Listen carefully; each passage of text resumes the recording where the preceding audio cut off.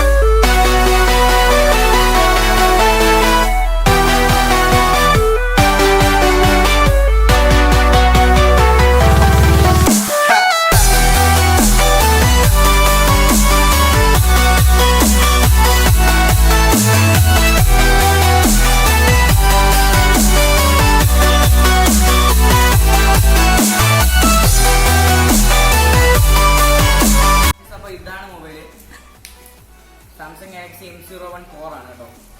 അത്യാവശ്യം നല്ല ക്ലാരിറ്റി ഉണ്ട് ഫോണിന്. അപ്പൊ ഇത് നമുക്കൊരു ക്യാമറയുടെ ക്വാളിറ്റി ഒന്ന് നോക്കാം. ഞാൻ ഇപ്പോൾ ഒരു ഫോട്ടോ എടുത്തായിരുന്നു, അതിന്റെ ക്ലാരിറ്റിയാണ് ഇതായി കാണുന്നത്.